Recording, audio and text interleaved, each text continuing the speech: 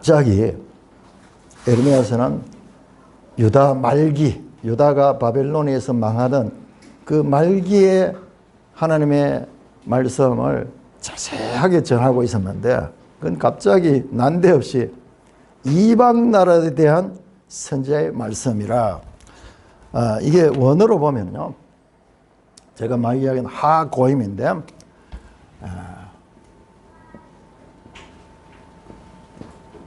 오라클,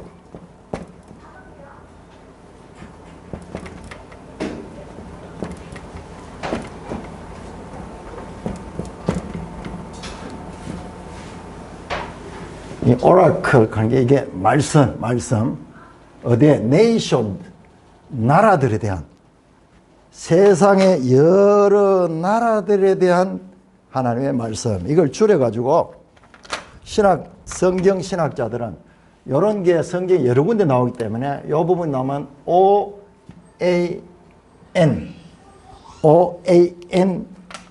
부분이다, 그렇게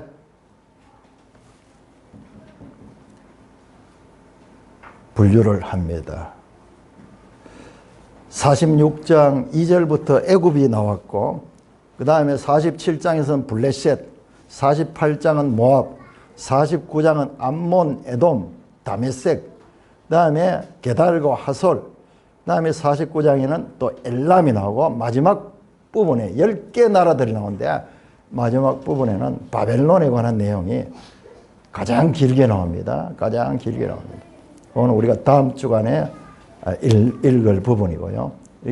이번 주간 지나면서 여러분 좀 황당했을 겁니다. 갑자기 막 세계 여러 나라들에 대해서 이게 무슨 말씀인지 들어도 이해가 잘 안 되고, 왜냐하면 거기에 지명 같은 게 나오는데 지도를 보고서 보면은 더 구체적인 그런 내용이라는 것을 알 수 있습니다. 그래서 이런 부분은 제가 설교하는 걸 도움을 받아야 돼요. 그거 하면 자, 이러고 보면 아주 하나도 어렵지 않게 다 이해할 수 있는 내용입니다. 왜 갑자기 이스라엘에 관한 이야기를 하다가 열왕에 관한 이야기가 나오는가? 그러니까는 늘 이야기하는 자유주의 신학자들은요, 이 바라 성경이 얼마나 비논리적이고 얼마나 믿을 수 없이 뒤죽박죽이잖아. 어제 우리 김 목사님이 그 얘기인데, 우리 개혁주의에서는 초월성을 많이 강조한다는데, 정말 내가 하고 싶은 말씀이에요. 그 우리 인간의 입장에서 보니 그렇고, 초월적인, 아까도 이야기했지만 그 하늘에서 이 구조를 보면 에레미야서가 뒤죽박죽이 아니라 나름대로 질서를 쫙 가지고 있어. 초질서예요, 초질서. 왜 이렇게 에레미야 주제가 갑자기 세계 여러 나라에 대한 말씀으로 점프를 해가지고 도대체 이 말씀이 무슨 말씀을 하려고 하는지 정신이 하나도 없죠. 갑자기 막 이집트, 블레셋, 자, 그런데 이와 같은 OAN 부분, 열방에 관한 하나님의 말씀 부분은요, 이게 논리적으로 이상한 부분이 아니라 원래 에레미야서의 주제였어요. 자, 1장 들어옵니다. 에레미야 1장을 한번 찾아보세요. 에레미야 1장.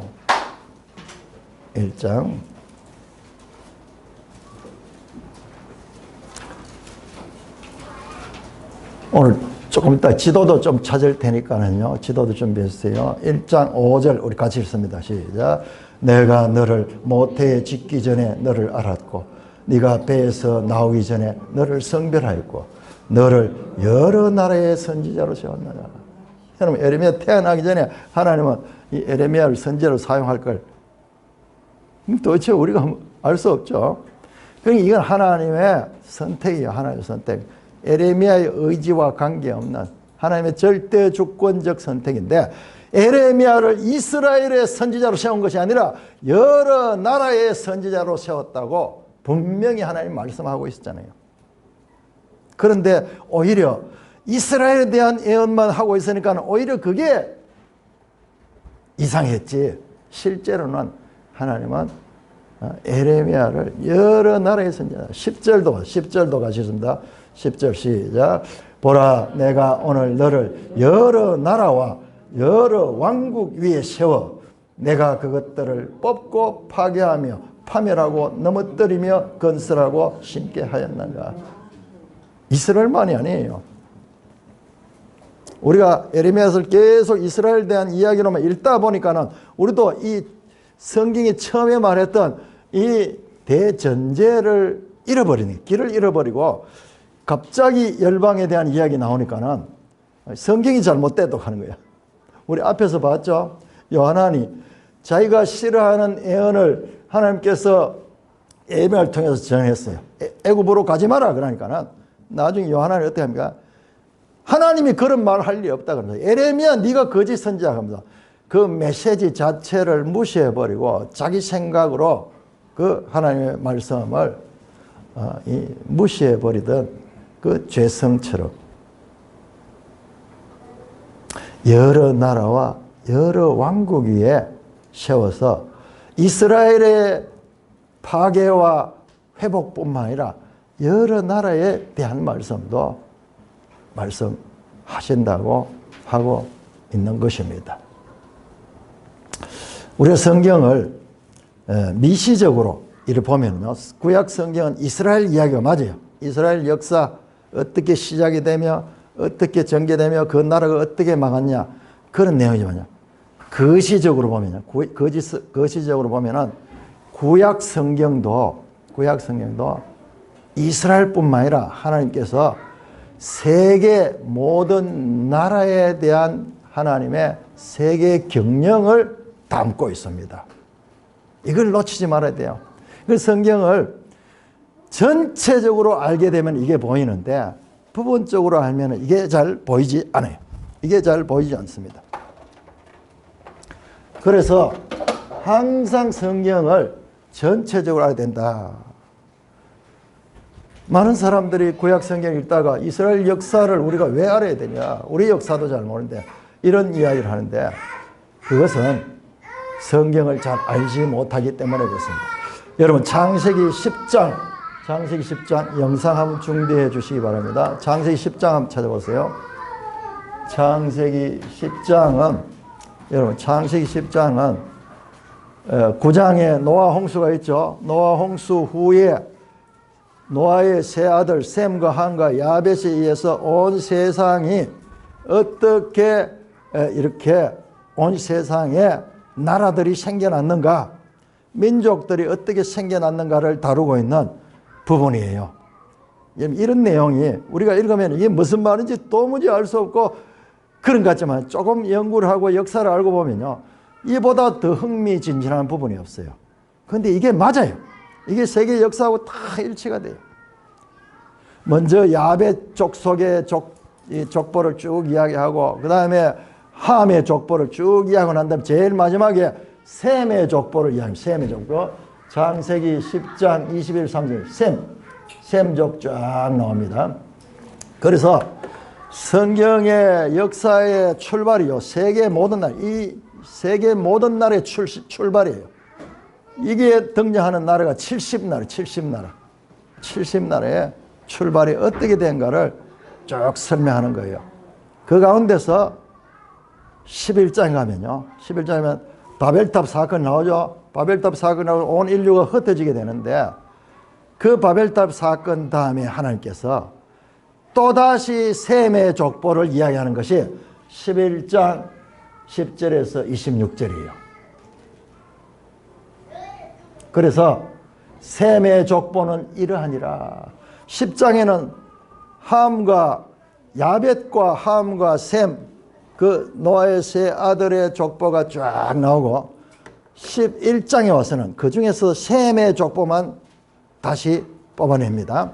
그 다음에 그 셈의 족보를 보면요, 여기에는 10장에는 셈의 아들은 엘람, 아수르, 아르박삭, 룩, 아람 5명이 나오지만은 여기 11장에는 셈의 족보에서 아르박삭만, 여기 나온 이 아르박삭만 나옵니다. 자, 그렇게 해서 여기 벨렉까지 나오고 여기도 요 벨렉까지 나오는데요, 그 이후에는 여기에 그 벨렉의 후손들이 나오는데 벨렉의 후손은 처음 나와요. 결국 이게 누구를 이야기하고자 하냐? 쭉 내려가면 바로 아브라함을 이야기하고요. 12장은 아브라함 이야기로 시작이 되잖아요. 아브라함이. 자, 보세요. 성경이 처음 출발할 때 홍수 이후에, 여러분 홍수 이전의 세상과 오늘 우리가 살고 있는 이 세상, 홍수 이후의 세상이에요.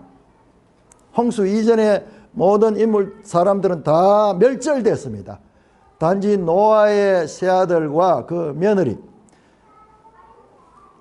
노아 부부에서 8명으로 세상이 새로 출발되었습니다. 새로 출발되었습니다. 근데 그 가운데서 온 세상이 죄로 오염된 가운데서 그 노아의 세 아들을 구하고 그들의 후손들이 퍼져가지고 오늘날 전 세계 인류의 조상이 된 겁니다. 자, 그런 다음에 하나님께서 12장에 보시면은 아브라함을 불러내잖아요. 자, 창세기 12장. 여러분, 이렇게 넘어가요. 70나라가 나왔다가 그 가운데서 다시 셈 족보 가운데서 아브라함 족보를 딱 보여줬다가 12장부터 아브라함 이야기로 출발하는 거예요. 여러분, 그냥 보면요. 그게 막 이렇게 건너뛰는 것 같지만 성경은요. 아주 정교하게 그 내용이 발전적으로 전개됩니다. 그러면서 12장부터 아브라함 이야기가 계속 되잖아요. 자, 아브라함을 부르면서 하나님 하시는 말씀 3절 보세요. 3절 같이 읽습니다. 시작.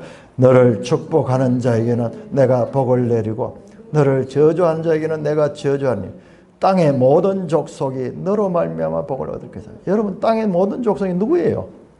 바로 10장에 나오던 그 모든 족속은 아브라함을 통하여 복을 얻게 되는 거예요. 그 이야기를 하려고 하는 거예요. 그러니까 아브라함의 후손인 이스라엘 역사는 궁극적으로 바로 아브라함에게 준 이와 같은 목적, 아브라함을 통하여 온 세상이 복을 얻게 하는, 그것이 바로 이스라엘을 통하여 온 세상이 복을 얻게 하는 복 중에 최고의 복은 구원에 이르는 복이에요. 이게 하나님의 큰 그림이에요. 원래 그림이에요. 원래 그림이 이거예요. 그런데 우리가 이거를 제대로 이해를 못하고 막 내용을 보니까는 전부 이스라엘 이야기만 나오니까는 이스라엘이 목적인 것 같은데 아니에요. 이스라엘은 하나님이 세계 경영을 위하는데 하나의 수단이고 도구로 사용되고 있는 것입니다. 우리 성경의 하나님은 이스라엘의 하나님에 한정되지 않습니다. 온 세상에 창조주시고 온 세상 나라들을 주관하시는 주권자이시라는 말씀입니다. 그런데 성경에 나오는 내용들이 역사서 보면은 특별히 사사기, 사무엘, 상하, 열왕기, 역대하 전부 이스라엘 역사 이야기잖아요. 그러니까 우리가 성경 읽다 보니까 거기에 매몰돼 가지고 성경이 이스라엘 이야기인 것 같이 그렇게 우리도 모르게 우리 시야가 좁아들었는 거예요. 그런데요, 그런 가운데서도 하나님은 선지자를 통해서 계속 OAN, 열방에 관한 메시지를 주셨다는 것을 우리가 알아야 돼요. 그러니까 우리가 지금 에레미야를 공부하면서 이사야, 그 다음에 에스겔, 다니엘까지 하나로 엮어는 거예요. 자, 이사야 13장 한번 찾아보세요. 이사야 13장.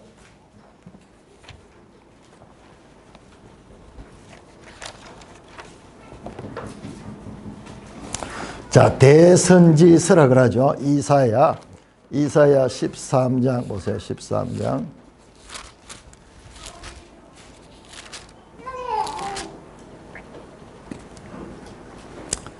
이사야 13장. 제가 가진 성경에는 제목이 나오는데 13장이 바벨론에 관한 경고예요. 그 다음에 14장 24절부터는 아수르에 관한 하나님의 말씀입니다. 25절 내가 아수르를 나의 땅에서 파하며, 그 다음에 24장 28절에는 블레셋에 관한, 29절은 블레셋 온 땅이여 그런 블레셋에 관한 말씀이죠. 그 다음에 15장은 보세요. 모압에 관한 경고. 모압에 관한 경고. 그 다음에 17장은 다메섹에 관한 경고. 18장은 구스에 관한 경고. 구스, 아프리카의 이디오피아입니다. 19장은 애굽에 관한 경고. 애굽에 관한 경고. 자, 이렇게 예. 23장은 두로와 시돈에 관한 경고. 그 당시 이스라엘을 둘러싼 세계 열강들에 관한 경고가 이사야 선지자의 말씀에도 그 중간에 이렇게 OAN으로 자리를 잡고 있습니다. 그러니까 성경 읽다가 이사야서를 읽다가 갑자기 이런 내용이 막 연결해서 나오면은 그 이사야서 보면 좀 낯설지만은 이사야뿐만 아니라 선지서를 연결해서 보면 이건 에레미야에서도 있던 방법이야. 에스겔도 마찬가지. 에스겔에도 나와요. 자, 에스겔 한번 볼까요? 에스겔 25장.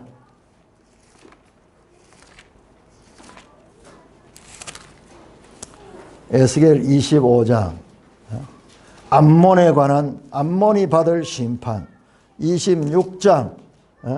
25장 12절부터는 에돔과 블레셋이 받을 심판. 26장에는 두로가 받을 심판. 여러분, 에스겔에서는 두로라는 나라에 대해서 길게 말합니다. 27장도 두로에 관한 것. 28장도 두로에 관한 심판. 그 다음에 28장 20절부터는 시돈이 받을 심판. 그 다음에 29장은 애굽이 받을 심판.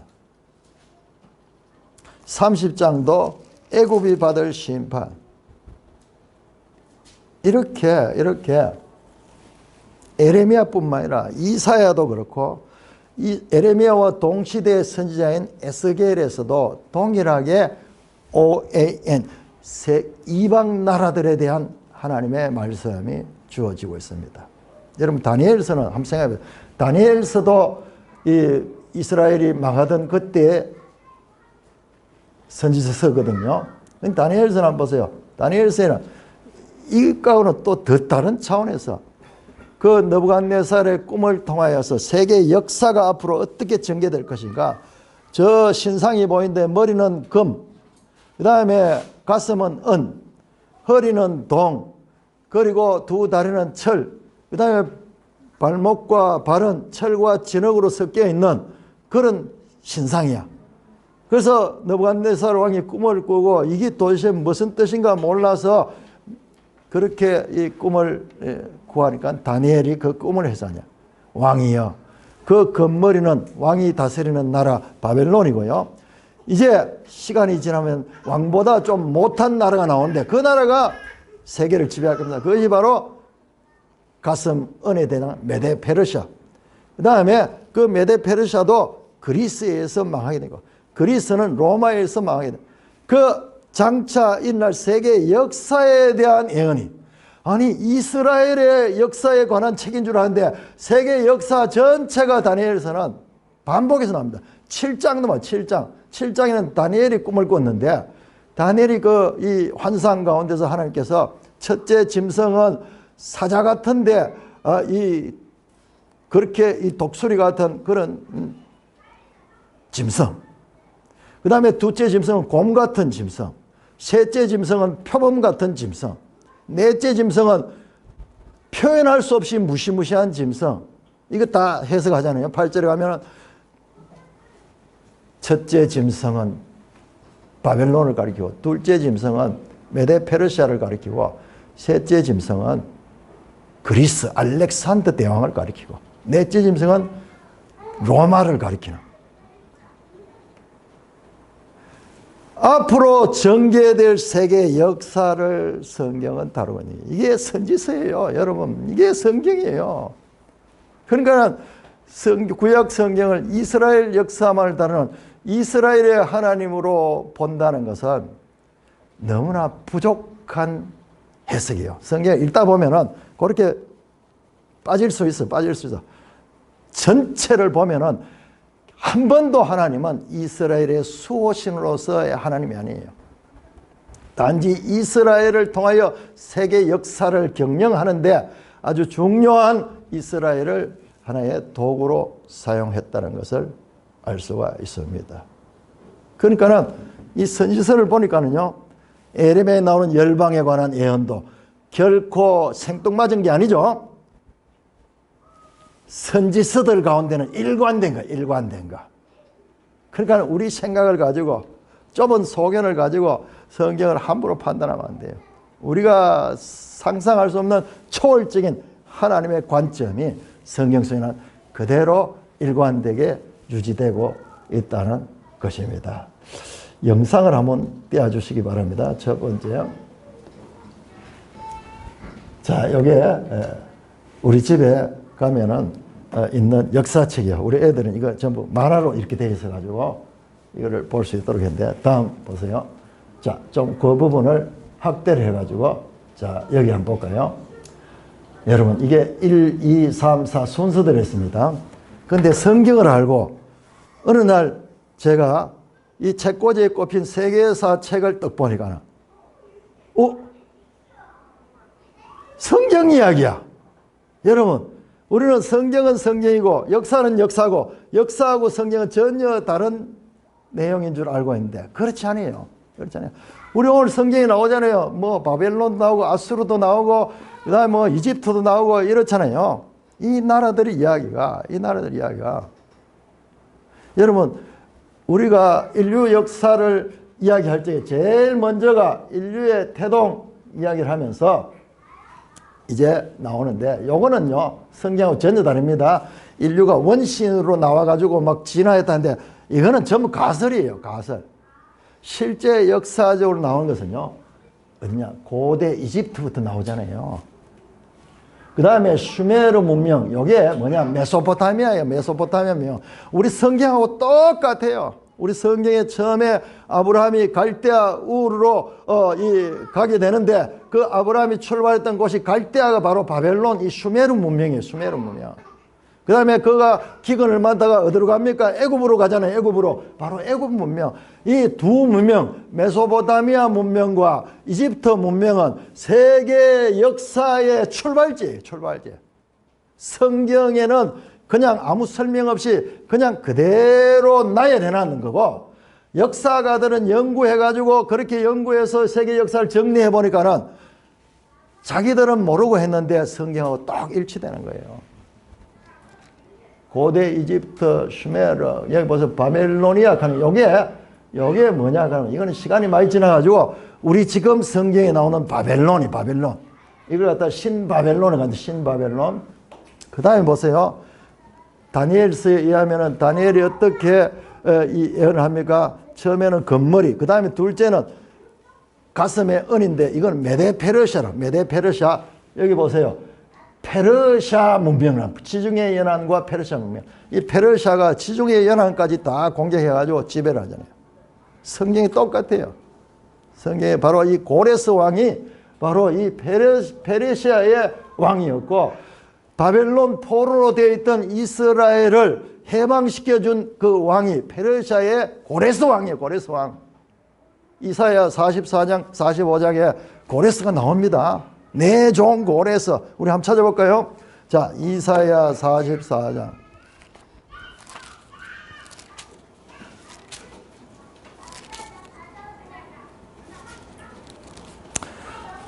이사야 44장 29절. 이름이 나와요. 이름이. 고레스에 대하여 이르기는 내 목자라 그가 나의 모든 기쁨을 성취하려 하며, 예루살렘에 대하여 이르기는 중건대를 하며 성전에 대하여서는 기초가 놓이지라. 무슨 말이냐, 고레스가 바벨론 포로로 있던 이스라엘을 해방시켜줘서 예루살렘 성이 다시 회복될 것에 대한 말씀이에요. 여러분, 이게 성경이에요. 너무 놀라잖아요. 여러분 페르시아 역사에 보면 이 책에 보면 제일 먼저 나오는 게 고레스 대왕이 고레스 대왕. 여러분 우리 성경에 지금 나오는 바벨론의 느부갓네살 왕을 그냥 왕이라 안 그러고요. 느부갓네살 대왕이라 그래요. 지금 현재 이라크에 가면 이라크의 세종대왕 같은 분이 바로 느부갓네살 왕이에요. 뿐만 아니라 페르시아의 오늘날 이란이죠. 이란의 세종대왕이 누구냐? 이 고레스예요, 고레스. 그러니까 성경에 나오는 역사 이야기는요, 그냥 주변 이야기 아니고 세계 역사의 가장 핵심적인 그런 이 내용들을 다루고 있습니다. 그 다음에 보세요. 페르시아 다음 뭐냐? 그리스. 알렉산드의 그리스. 그리스는 뭡니까? 그 다음에 로마에서 그리스 망하거든요. 그 다음에 로마 공화국, 로마 제국, 바로 기독교가 이 로마 제국 시대에 등장해가지고 나중에는 이 기독교 시대가 되어버리잖아요. 로마 전체가 기독교 시대. 기독교가 국교가 되어버리고 유럽 문화에 이 기독교가 다 뿌리를 잡게 되는 거예요. 예수님이 온 시대가 요 시대야. 그러니까는 성경에 나오는 역사는 전부 이 내용인데 이게 신구약 성경 전체 역사가 세계 역사와 정확하게 일치되는 거예요.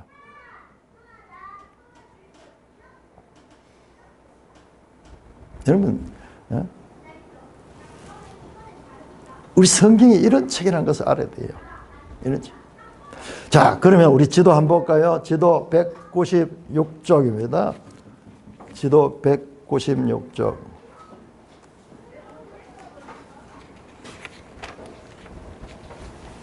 여러분, 우리는 이 세계사를 보면요, 뭐 제국하는 이야기 나오죠. 로마 제국, 그리스 제국, 뭐 페르시아 제국. 제국이라고 하는 말은 뭐냐 그러면은 한 나라가 여러 나라를 지배하는 그런 시대예요.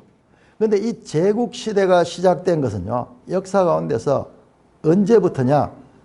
바로 우리 지도 196쪽에 나오는 아시리아, 우리 성경에는 아수르 때부터 시작이 됐어요. 아수르 때부터. 여러분, 우리 성경에요, 이 아수르가 융성하던 시대가 BC 800년에서 600년까지예요. 600년까지인데요. 이게 그냥 이 196년 아수르의 발흥 그냥 볼 게 아니라 이게 세계 역사가 이때부터 시작해서 제국이 생겨가지고 한 나라가 여러 나라를 지배하는 그런 제국 시대가 시작되는 것이 아수르고, 그것이요 누구하고 연결된다? 그것이 바로 이스라엘과 연관이 돼요. 이스라엘과 연관. 여러분 지도 180쪽 합니다. 지도 180쪽.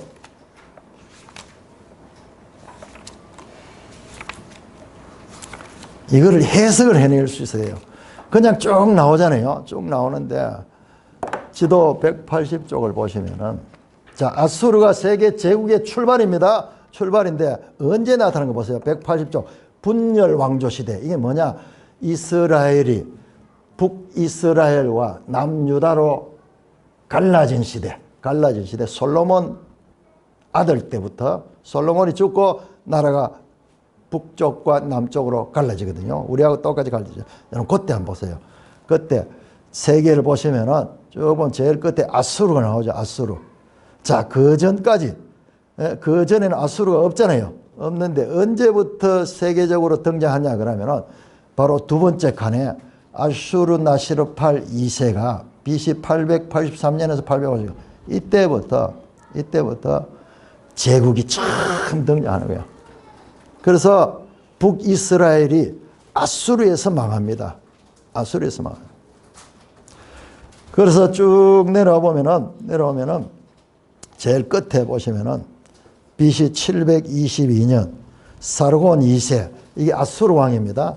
사르곤 2세가 이스라엘 백성 2만 7천 명을 살려. 이게 북이스라엘이 망하는 것이 BC 722년이죠. 그러면서 이 시대가 아수르가 가장 세계를 지배해요. 그래서 여러 나라를 지배하면서 여러 나라부터 조공을 받고 하는 그와 같은 시대인데, 하나님께서 세계 제국 시대를 연 게 언제냐? 바로 이스라엘이 분열됐을 적에 그 이스라엘을 징계하는 도구로 아수르라는 나라를 세웠다는 것을 우리가 성경을 해석하면 그게 보여요. 그게 보입니다. 자, 지도 198쪽 볼까요? 198쪽. 자, 보세요. 신아수르 제국 나오죠. 신아수르 제국.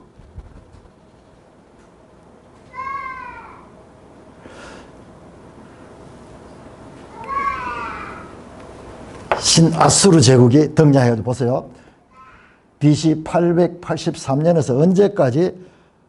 627년까지 그렇게 유지되는데, 이 아수르가 바벨론에 의해서만 느부갓네살 이 아버지 나보폴라살에 의해서 망합니다.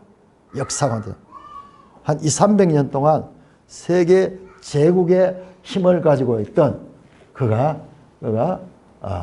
이 나중에 바벨론에서 망합니다. 자, 지도 212쪽을 보세요. 212쪽. 그런데 지금 열방에 관한 예언은 지금 이때 이 역사를 알아야지 그게 무슨 말인지 알 수 있어요. 여러분 보세요. 212쪽. BC 7세기. 그러니까 7세기거든 600년 뒤에요. 기원전 600년. 이때가 최고 전성기야. 이거 최고 전성기. 그때 이 아수르 제국 보세요. 저 동쪽으로는 저 바사까지, 그 다음에 서쪽으로는 오늘날 터키 있는 데까지 그렇게 가고, 그 다음에 남쪽으로 내려가 보세요. 애굽까지 다 정복했잖아요. 애굽까지. 그 안에 지금 북이스라엘도 포함이 되어가지고 있습니다. 이 제국 시대가 이렇게 열리게 된 거죠. 자, 지도 214쪽을 보시면은 신바벨론 제국의 발흥. 신바벨론 제국의 발흥. 이제 어린 양처럼 바벨론이라는 나라가 이 아수르가 세계를 지배할 때 하나 등장해요. 등장하면서 점점 세력을 넓혀가면서 이 아수르를 무너뜨립니다. 그래서 다니엘서를 보면은 이 세계들의 전쟁을 짐승들이 싸우는 거로 비교해요. 한 짐승과 싸우는데 막강하던 그 짐승이 새로 등장하는 짐승에 의해서 쓰러지면서 무너지는. 그래서 다니엘서를 보면 세계의 역사를 짐승들의 역사로, 힘 있는 짐승들이 서로 힘을 가지고 장을 거르는 그 역사잖아요. 세상 역사는. 그러니까는 그 짐승을 비유해 가지고 이 계시를 준 것이 얼마나 대단한지 몰라. 그걸 만약 말로 풀어가 설명하려고 그러면은 역사책이 몇 권이어야 될 텐데, 그림 한 장에서 다니엘 7장에 보면은 그 사자 같고 독수리 같은 짐승, 곰 같은 짐승, 표범 같은 짐승, 그걸 통해 가지고 역사를 다 한 장의 그림으로 압축시켜 놓은 거예요. 이 배경이 바로 지금 열방에 관한 예언의 배경이 되는 역사예요. 이게 지금 에레미야서에 나오는 그 역사들. 자, 우리 이사야 14장 한번 찾아보겠습니다. 이사야 14장.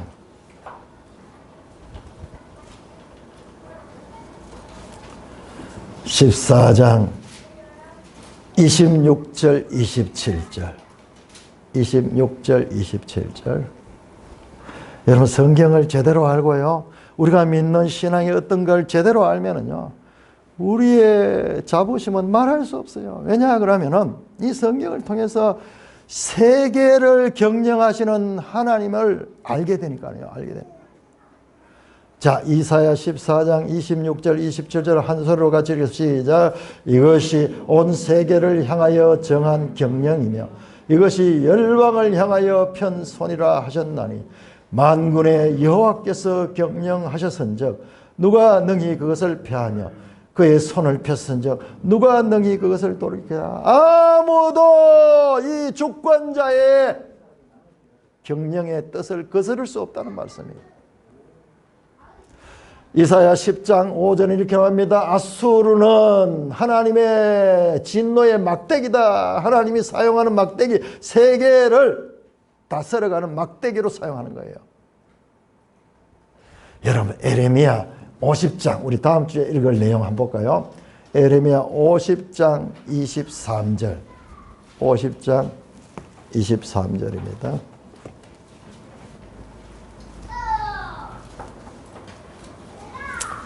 에레미야 다음 주에 바벨론에 대해서 집중적으로 길게 나옵니다. 길게 나옵니다. 50장 23절 같이 읽으면 시작. 온 세계의 망치가 어찌 그리 꺾여 부서졌는고 바벨론이 어찌 나라들 가운데 황무지였는가. 앞에 나온 것은 이사야서는 아수르는 하나님이 쓰시는 몽둥이, 세계의 열강들을 심판하는 몽둥이로 아수르가 사용되고 그 북이스라엘은 그 몽둥이에 맞아가지고 나라가 부서져 버려서. 그런데 이번에는 바벨론이 하나님이 들어서는 망치야, 망치. 이 망치로 때리면 다 부서져. 그래서 이 망치를 맞아가지고 남쪽 유다로 멸망했죠. 멸망했죠. 그런데 그 온 세계에 하나님 쓰시는 망치 이 자체도 하나님이 그를 심판합니다.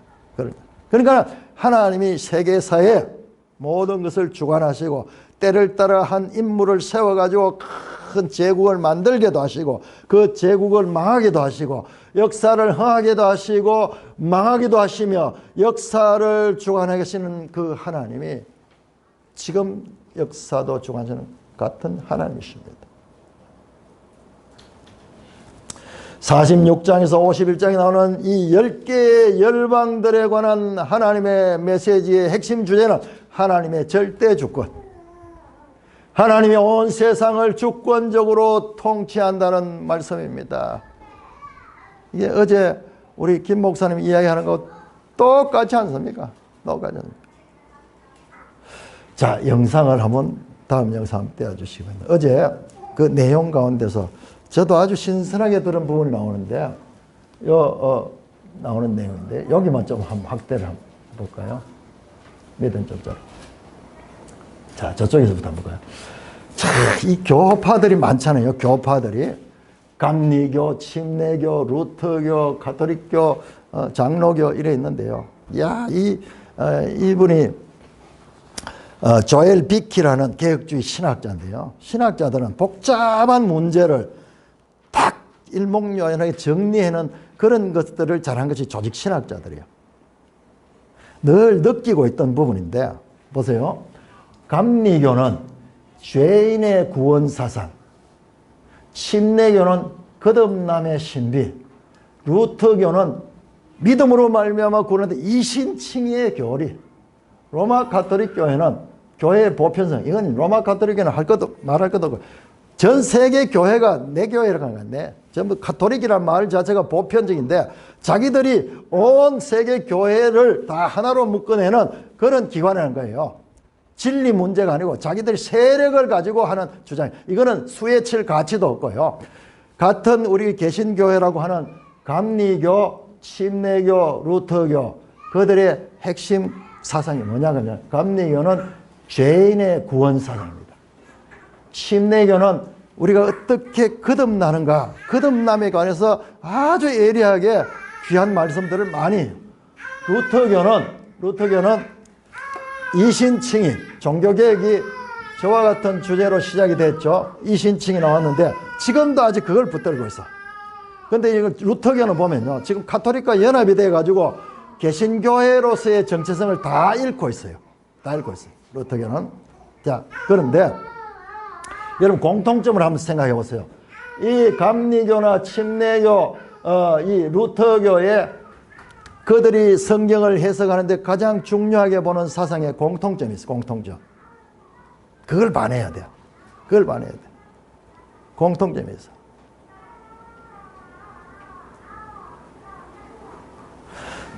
그 문제를 가지고 지금도 로잔 대회를 하는데 제일 중심에서 하는 사람들이 알고 보면요. 이 감리교 계통에서 그런 연합운동을 중심하는데요. 여러분 보세요. 공통점이 뭐냐? 죄인의 구원 사상, 거듭남의 신비, 이신칭의 공통점이 전부 사람 중심이에요. 사람 중심. 우리가 죄인이 어떻게 구원을 받는가? 우리 구원. 그 다음에 우리가 어떻게 거듭나는가? 우리가 거듭나서 하나님 자녀가 되는가? 그 다음에 이신칭이 믿음으로 말미암아 구원을 받는가? 전부 귀한 사상이잖아요. 그런데 이 관점은 전부 다 인간 중심. 그 성경은 지금 봤지? 인간에 대한 이야기도 나오지만 하나님의 세계 경영이잖아요. 하나님의 주권을 말씀하고 있는데도 불구하고 그런 말씀은 눈에 안 보이고 어떻게 인간이 구원가? 인간 중심으로 성경을 해석을 하니까는, 그러니까는 그 해석이 틀린 건 아니지만 부족한 거. 항상 부족한 거.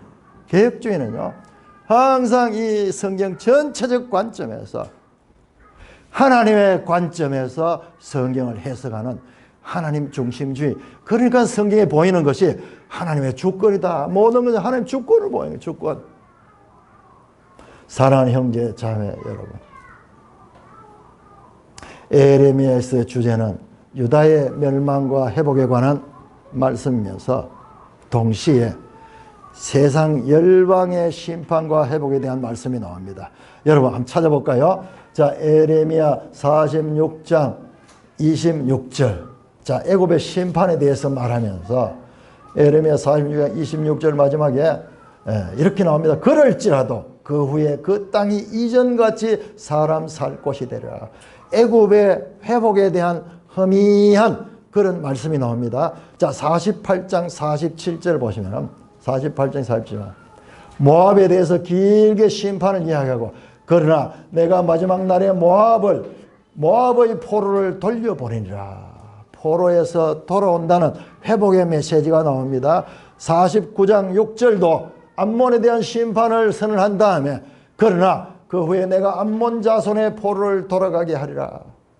49장 39절에 그러나 말일에 이르러 내가 엘람의 포로를 돌아가게 하리라. 열방에 대한 심판뿐만 아니라 열방에 대한 회복에 대한 메시지도 이 부분에 중요하게 드러나고 있다는 것을 기억해야 됩니다. 그런데 이와 같은 회복의 메시지가 없는 나라가 6나라가 있어요. 자, 그런 부분은 우리가 나중에 한번 깊이 보고, 이렇게 하나님은 이스라엘의 구원뿐만 아니라 열방의 구원에 대해서도 하나님의 뜻을 가지고 있습니다. 출애굽기 19장 5절에서 하나님이 이렇게 말씀하셨습니다. 세계가 다 내게 속하였나니. 세계가 다 하나님의 것이에요. 이스라엘은 누구냐? 이스라엘은 하나님의 제사장 나로서의 역할이 있다. 제사장은 하는 역할이 뭐냐? 하나님과 그 백성과를 연결해 준 거야. 이스라엘은 세계 모든 나라들을 하나님께로 연결해 주는 그와 같은 제사장적 직임을 가지고 있는 나라입니다. 이거를 이스라엘이 잘못 해석해 가지고 하나님이 우리만 선민으로 택하시고 우리만 구원받는 백성이라고 생각하는 것은 이스라엘의 해석이지 성경이 가르치는 하나님의 말씀이 아니잖아요.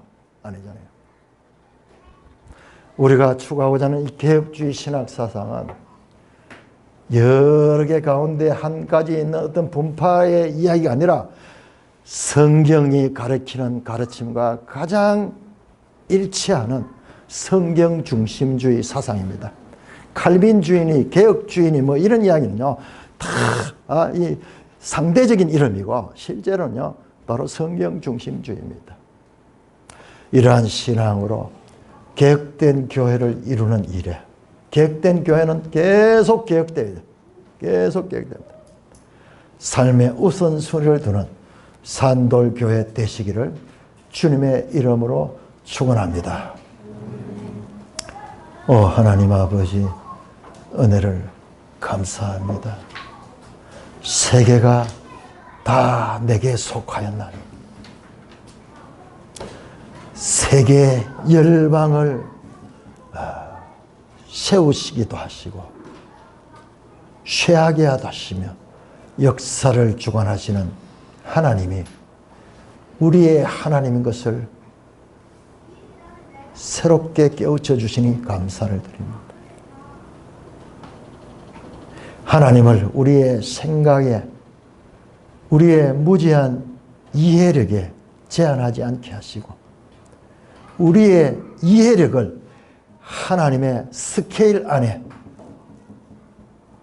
들여놓는 코페르니쿠스적인 변화가 있는 하나님 백성들 되게 하여 주시옵소서. 예수님 이름으로 감사하며 기도드리옵나이다. 아멘.